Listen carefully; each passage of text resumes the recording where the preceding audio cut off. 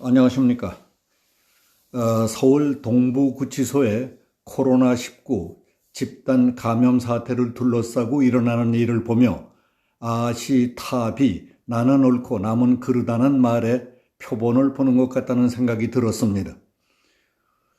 지난 연말 교수들이 뽑은 2020년 1년 동안의 세태를 사자성어로 표현한 말은 아시타비가 선정됐다는 보도가 있었습니다. 나는, 시, 옳고, 타, 남들은, 비, 그르다. 즉 내가 하면 로맨스요, 남이 하면 불륜이라고 하는 내로남불과 같은 것이랍니다.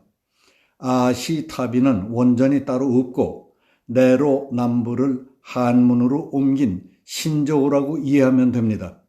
아시타비에 이어 두 번째는 후안무치였습니다. 얼굴이 두꺼워 부끄러움을 모른다. 뻔뻔스럽다는 말입니다. 추미애 법무부 장관은 서울 동부구치소의 코로나 집단 감염 사태와 관련해서 교정 업무를 총괄하는 법무부 장관으로서 국민께 심려를 끼쳐드려 매우 송구하다고 밝혔습니다. 지난해 11월 27일 동부구치소에서 첫 코로나 확진자가 나온 뒤에 35일 만에야 사과를 한 것입니다.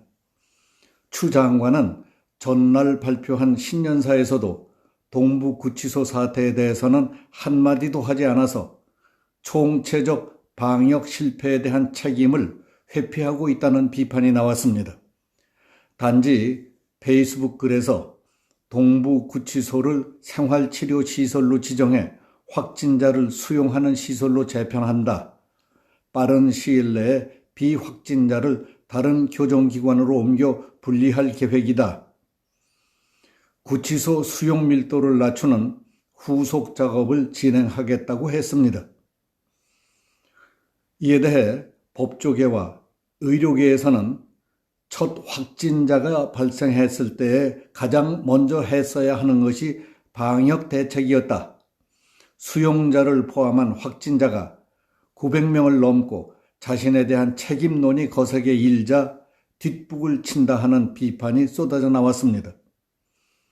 추 장관은 이 글에서 동부구치소는 고층 빌딩 형태의 전형적인 밀집, 밀폐 구조라며 이번 감염 사태를 건물 자체의 문제로 돌리기도 했습니다. 그러자 마스크도 제대로 지급하지 않아 동부구치소 사태가 악화됐다는 비판이 일었습니다.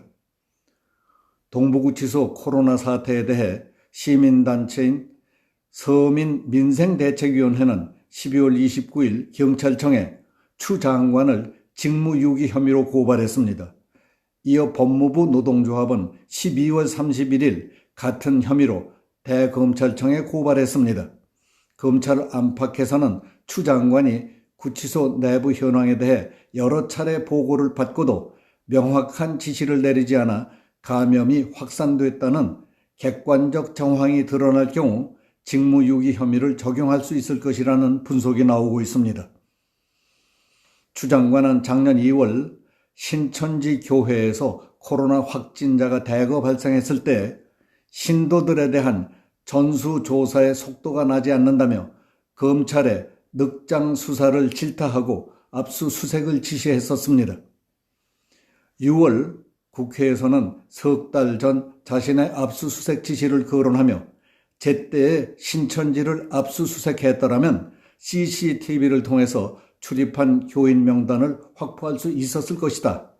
그러나 압수수색 골든타임을 놓치면서 귀중한 자료를 확보하지 못하고 제때 방역을 못한 룰을 범했다고 했습니다. 윤석열 검찰총장이 신천지 교회를 압수수색하라는 자신의 지시를 제때에 따르지 않았기 때문에 코로나 방역의 골든타임을 놓쳤다는 주장이었습니다. 6월 페이스북에서는 검찰의 법무부의 지휘가 제대로 작동하지 않은 사례로 코로나 사태를 꼽으며 검찰이 지시를 듣지 않고 경찰의 영장을 2번이나 기각했다고 썼습니다. 자신의 지시를 제때 따르지 않았다며 석 달, 넉 달씩 검찰을 씹어대는 추미애가 동부구치소 사태가 벌어졌을 때에는 윤석열 끌어내릴 일을 꾸미는 데에만 몰두하느라고 자신이 해야 할 일은 마땅히 했어야 할 기초적인 조치도 않고 방치해뒀던 겁니다. 그러다가 자신에게 책임이 돌아오게 되자 근물 탓, 남의 탓만 하는 행태가 나는 옳고 남들은 틀리다며 뻔뻔스럽게 구는 아시타비와 후안무치의 전형입니다. 서울 동부구치소의 코로나 확진자가 1000명 가까이 나오고 구치소 내 사망자도 2명이나 발생하면서 인권 침해 논란이 거세게 일고 있습니다. 이런 상황에서 30년 전 문 대통령이 재소자 인권 문제를 들어 정부를 비판했던 칼럼이 화제가 되고 있습니다. 문 대통령은 변호사로 활동하던 1991년 11월 한겨레 신문에 쓴 칼럼을 통해 다음과 같은 글을 기고했습니다. 재소자들을 인권의 사각지대에 방치하고서는 민주화를 말할 수 없다. 유죄 판결이 확정되지 않은 미결 구금자는 무죄로 추정되고 있는 상태다. 따라서 구속돼 있다 하더라도 신체의 자유만 제한될 뿐 그 이상의 불이익을 받아서는 안 된다. 접견과 서신이 자유로워야 하고 신문 보고 라디오 듣고 집필도 할 수 있어야 한다. 그들이 인권 유린과 열악한 처우를 받지 않도록 법률의 개정과 제도의 개선이 시급하다고 주장했습니다. 구구절절 옳은 말이었습니다. 당시 문 변호사의 주장과 관련해 볼 때 요즘 뼈아픈 지적들이 여기저기서 나오고 있습니다. 유승민 의원은 구치소와 요양병원에서 생명과 인권에 대해 이루 말할 수 없을 정도로 심각한 침해가 일어나고 있다. 이들의 생명과 안전을 방치한 것은 구명조끼를 입고 기다리라 해놓고 자기만 쏙 빠져서 살아나온 세월호 선장과 무엇이 다르냐? 죄를 지어 구치소에 갇혔지만 코로나19 감염이라는 형벌까지 더 받아야 하는 건 아니다. 구치소와 요양병원에서 국민의 생명과 인권을 위험에 빠뜨린 정부의 책임은 반드시 규명돼야 한다고 주장했습니다.